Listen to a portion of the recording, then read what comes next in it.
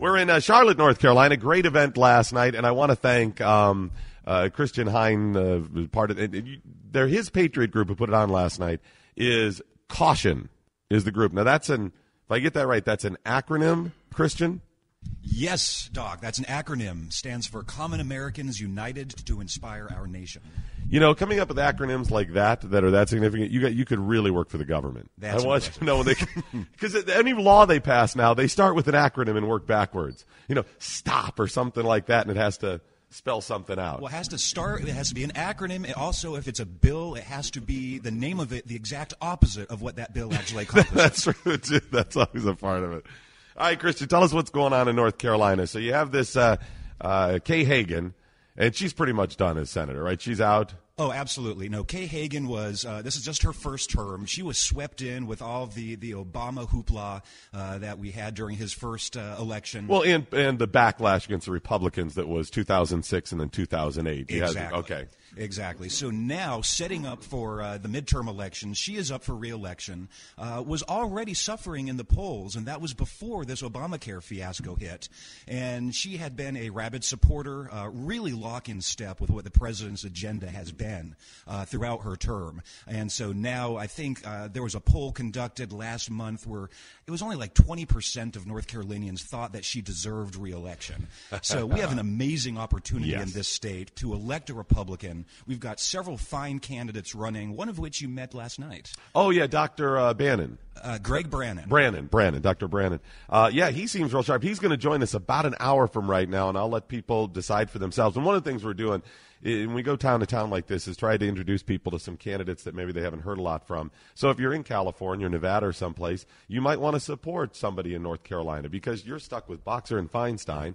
Put your money somewhere else. Or maybe if you have an election a year where there's not a senator up for election, you have some money to put it somewhere else, right? Oh, ultimately, we're all in this together as conservatives, as libertarians, and the more that we can do to help each other when we find those rare gems, those good candidates, it just makes everyone's life that much easier. We can team up, we can work together, and we can get these good folks elected. We had a lost opportunity last election, not this one, this year, 2012, I think, because there was an opportunity to really force the Republicans to get some good libertarian, conservative, Tea Party-supported candidates elected, and we kind of dropped the ball on some of those. Sherrod Brown in Ohio, for example, been reelected. He's a disaster, and Ohio is not that far in the tank for somebody like Sherrod Brown. It's just they had nobody to run against him. So here in North Carolina, when you've got a seat that is definitely vulnerable, probably vulnerable, it's not just enough to say we got to get her, the Democrat, out. We got to make sure we get the right person in, whether it's a Republican or third party that is that conservative libertarian, the Tea Party type, person that's solid that we're looking for. So across the country this morning, ladies and gentlemen, there is an opportunity in North Carolina. Do your research, find out, and see what you can do to step up to the plate. Absolutely. And you hit the nail on the head. There are good Republican candidates. There are bad Republican candidates. And I think that we have arrived at that point where we're starting to really tell the difference. It's not just about the jersey anymore. It's not just going along to get along. You have to have somebody that is principled and that is going, in this case, to Washington, not just to be a politician, a part of the establishment process, go along, get along. We're looking for change agents in this country, somebody that is willing to take a stand, lead a movement towards getting this country back to its foundational roots. I think that's right there. So this is one of those races to start watching and pay attention to. And maybe somebody in Texas this morning is saying, "Hey, that's one of the races," or maybe they're going to pay attention to the one in Kentucky or something. By the way, he's on Glenn show. What's his Bevin?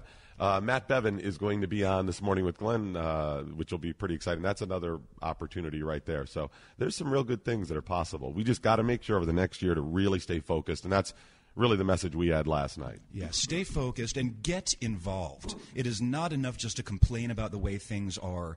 Join one of the Tea Party groups. Find an organization that wants to be active. Go to the candidate directly and say, how can I help?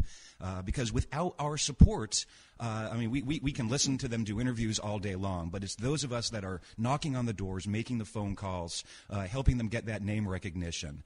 We are just as an important part of the campaign as the candidate is sometimes, and it really is up to us to help get them elected. We are coming to you live from The Range at Lake Norman this morning. It's a fantastic shooting range, and we'll probably tell you a little bit more about that later on.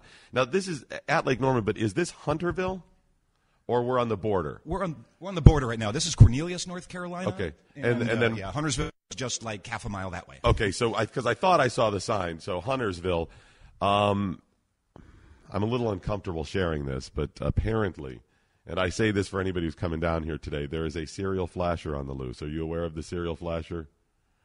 Yes, there is a serial flasher on the loose in Huntersville. You know what? I'm going to get a break in, and then I'll come back and explain this in just a second. I just want people to know what they're getting into. Get away from the window, Skip. Get away from the window. Oh, you knew it was a man. Okay.